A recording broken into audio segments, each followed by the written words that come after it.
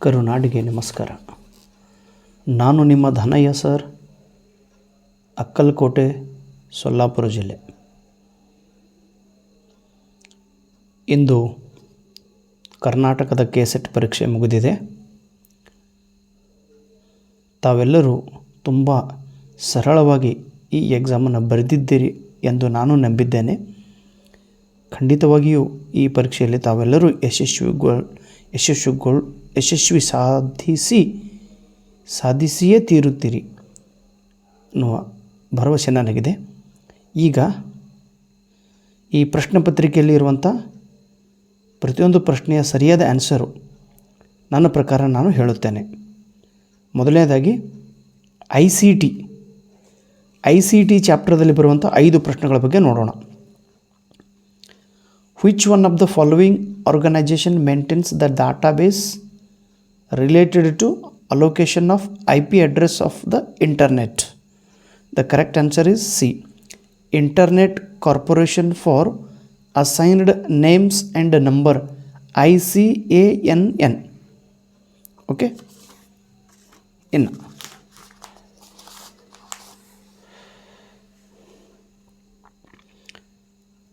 Match the following: internet, intranet, extranet ಮತ್ತು Ethernet.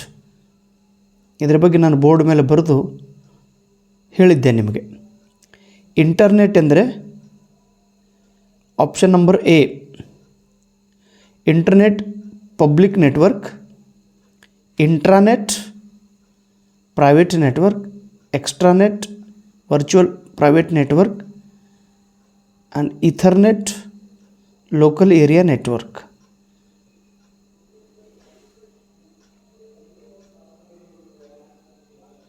ಅದಾದ ನಂತರ, in which year the EduSat, the first Indian satellite built exclusively to serve educational sector, launched? 20 September 2004. Correct answer C.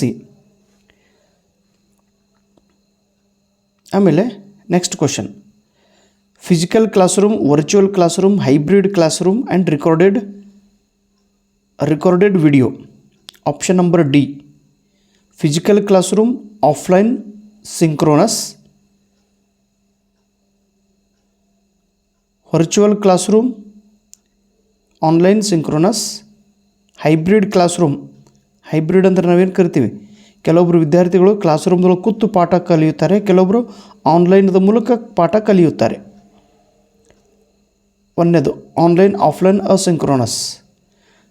D, recorded video. 2, online, offline, asynchronous. Synchronous ಅಂದ್ರೆ present ಟೈಮ್ದೊಳಗೆ ನಡೆಯುವಂಥ lecture. Asynchronous ಅಂದ್ರೆ record ಮಾಡಿದ್ದು ಆಮೇಲೆ ನಾವು ಅದನ್ನು ನೋಡ್ಬೋದು. Next question, 5ನೇ question.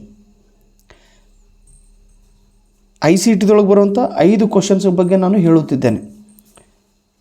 Which is on alternate term referring to website domain name?